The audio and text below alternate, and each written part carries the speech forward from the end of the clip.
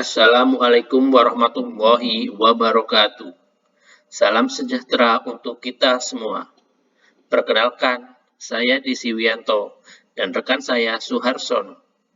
Kami mahasiswa program studi Magister Manajemen Universitas Pamulang. Pada kesempatan kali ini, kami akan mempresentasikan tentang pengaruh biaya promosi, biaya gaji, dan biaya pelatihan terhadap laba pada bank umum milik negara di Indonesia. Sukses suatu perusahaan, salah satu indikatornya dapat dilihat dari perolehan laba atau untung. Laba diperhitungkan dalam periode waktu tertentu. Laba merupakan tujuan utama suatu perusahaan yang menunjukkan keberhasilan akan kinerja manajemen atau financial performance yang sudah dilakukan dalam periode waktu tertentu. Perbankan sebagai intermediasi antara pemilik dana dengan masyarakat yang membutuhkan dana. Sebagai perusahaan tentu saja, sama seperti perusahaan pada umumnya, memiliki tujuan pada perolehan laba demi keberlangsungan usahanya. Perbankan sebagai pendukung aktivitas entitas bisnis yang menjadi bagian dalam pembangunan ekonomi bangsa yang berorientasi profit juga dipengaruhi oleh kualitas pendidikan dan pelatihan karyawan yang berkorelasi terhadap seberapa besar biaya pelatihan dan pendidikan yang dianggarkan pada finansial perusahaan. Berikut adalah kajian literaturnya.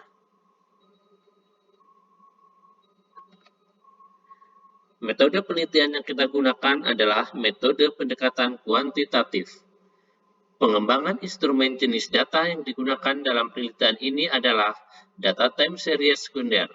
Menurut Mahfud Solihin 2020, berupa laporan dan data tingkat pertumbuhan laba dan biaya pelatihan di Bank Indonesia yang bersumber dari data sekunder yang diolah yang didapat dari data statistik Perbankan Indonesia. Dalam hal ini, Otoritas Jasa Keuangan. Teknik analisis data metode dalam penelitian ini menggunakan analisis regresi linear sederhana menggunakan SPSS 26.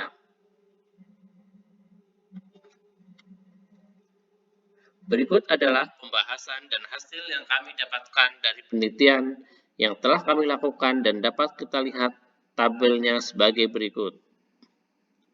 Tabel deskriptif statistik. Jumlah data yang diolah pada penelitian ini terdiri dari 180 data time series, laporan keuangan per bulan selama 5 tahun untuk tiga bank umum, yaitu Bank Mandiri, Bank Negara Indonesia, dan Bank Rakyat Indonesia. Variabel independen terdiri dari biaya promosi atau X1, biaya gaji atau X2, dan biaya pelatihan atau X3. Sementara variabel independen adalah laba atau untung.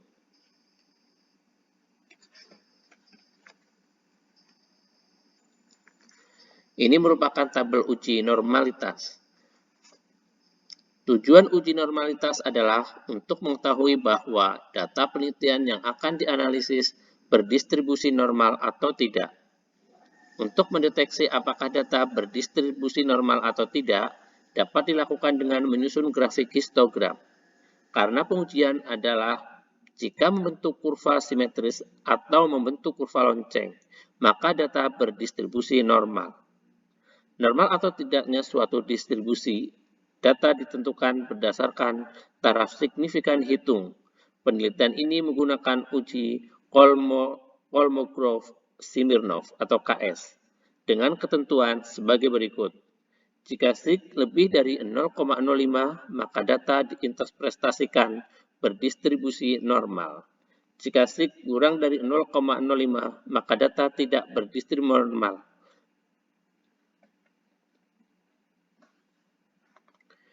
Dapat kita lihat bersama pada tabel one simple Kolmogorov-Smirnov. Berdasarkan hasil uji normalitas Kolmogorov-Smirnov, nilai dari tes statistik asumsi Turtle membuktikan nilainya lebih besar dari 0,05.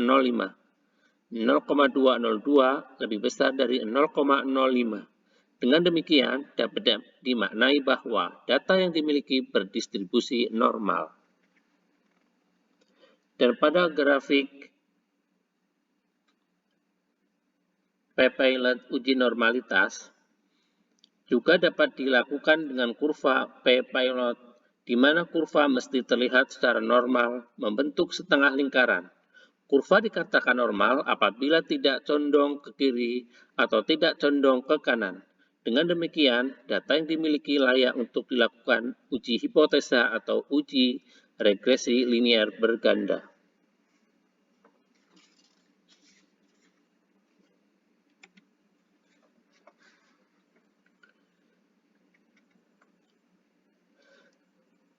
Dan berikutnya adalah uji autokorelasi dan multikolinearitas.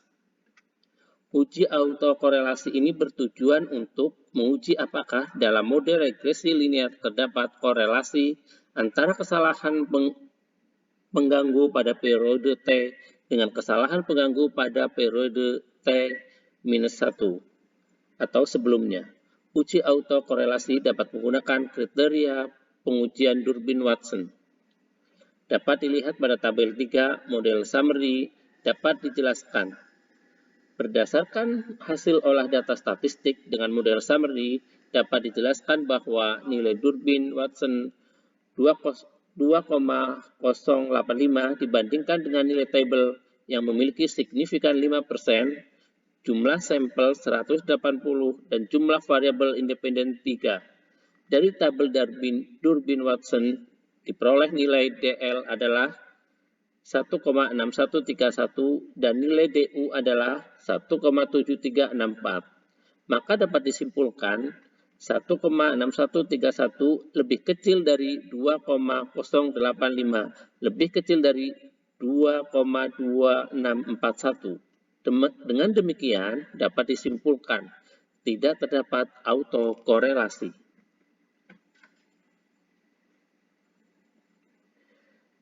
Dalam uji multikolinearitas bertujuan untuk mengetahui ada tidaknya variabel independen yang memiliki kemiripan antara variabel independen dalam suatu model. Untuk mendeteksi ada tidaknya multikolinearitas dalam model regresi dapat dilihat dari nilai tolerance dan variance inflection factor atau VIF. Apabila nilai toleransi value lebih dari 0,10 atau nilai VIF lebih dari 10, maka tidak ada multikolinearitas dan di antara variabel independen. Sebaliknya, jika nilai toleransi kurang dari 0,10 atau nilai VIF lebih dari 10, maka ada multikolinearitas di antara variabel independen. Pada tabel 4, colinearity statistik dapat dijelaskan. Berdasarkan hasil olah data menggunakan aplikasi IBM SPSS 26, pada tabel di bawah ini menunjukkan semua variabel independen pada penelitian ini menunjukkan nilai toleransi lebih dari 0,10 dan nilai VIF kurang dari 10,00. Variabel biaya promosi atau X1 mempunyai nilai toleransi 0,811 dan nilai variance inflection factor atau VIF bernilai 1,564.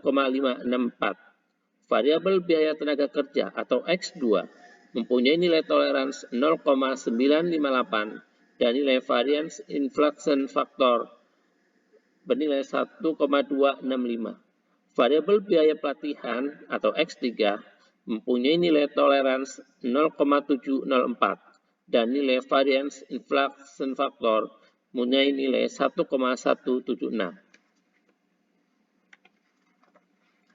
Pada uji parsial T dan simultan F dapat kita lihat berdasarkan tabel berikut.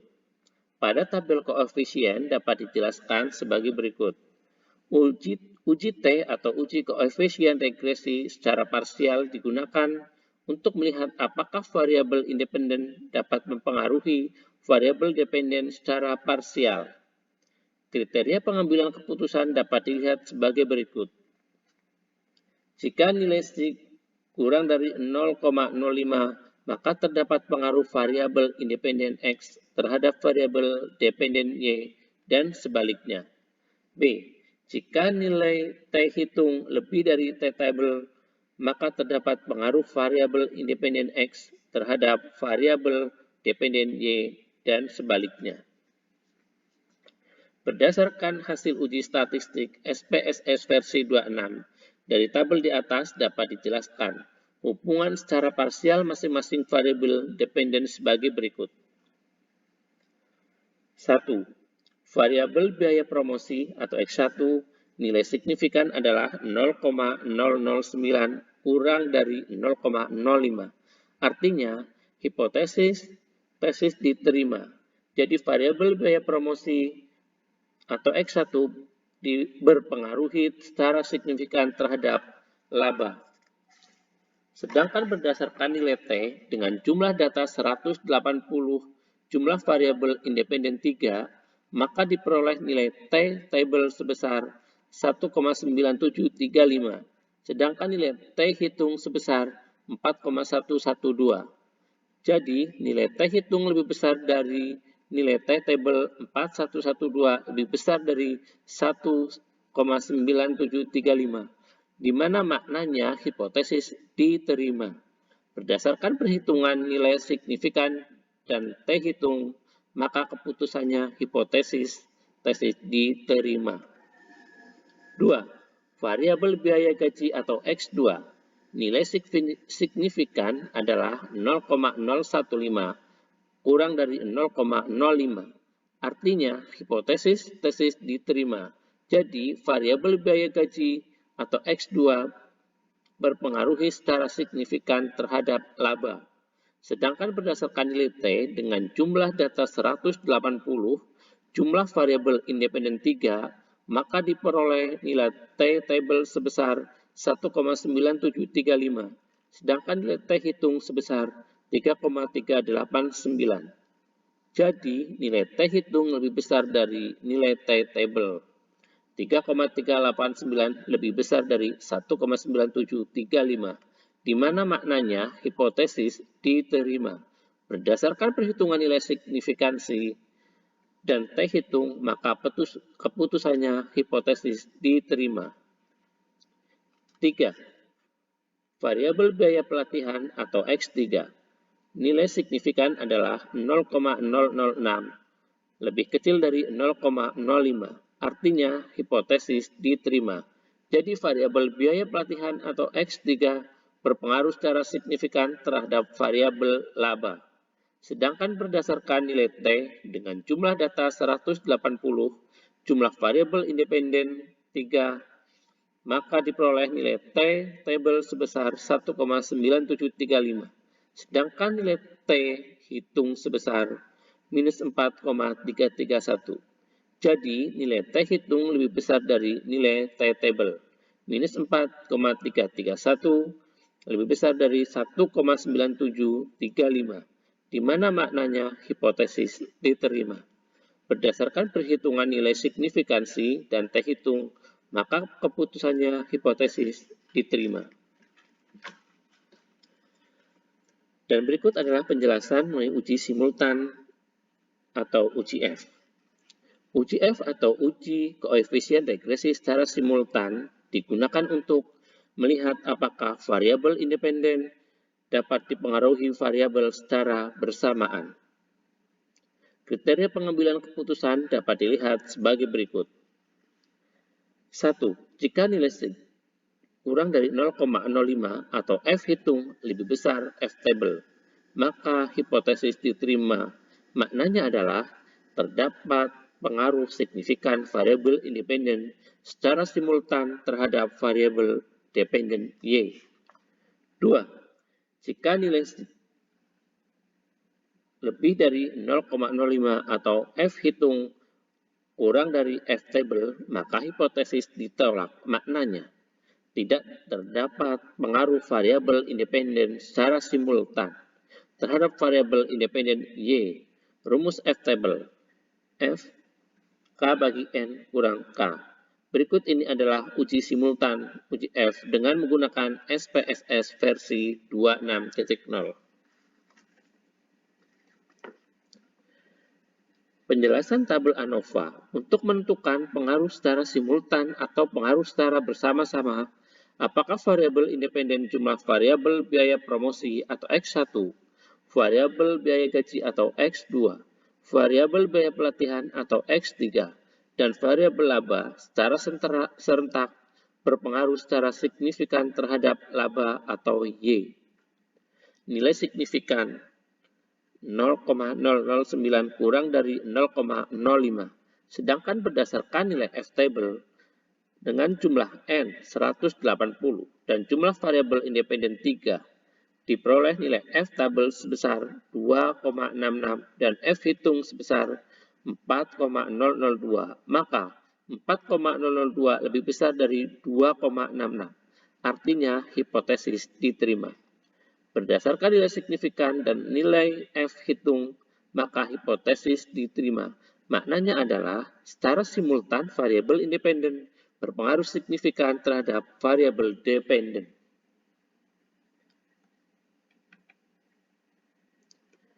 Dan selanjutnya dapat kita lihat bersama uji koefisien determinasi. Pengujian ini bertujuan untuk mengetahui berapa persen pengaruh variabel independen yang dimasukkan dalam model mempengaruhi variabel terikat, sedangkan sisanya dipengaruhi oleh variabel bebas yang tidak dimasukkan ke dalam model. Berikut ini adalah hasil analisis koefisien determinasi dengan menggunakan SPSS versi 26.0. Pada tabel berikut, yaitu tabel 4.11, model summary. Hasil uji statistik model summary dapat menjelaskan bahwa variabel independen, variabel biaya produksi atau X1, variabel biaya gaji atau X2, variabel biaya pelatihan atau X3 memberikan pengaruh sebesar 62,3%. Nilai ini diperoleh dari model summary pada R² dikalikan 100%. Sedangkan 37,7% dipengaruhi oleh variabel lain yang tidak diteliti. Dan untuk terakhir dapat kita simpulkan.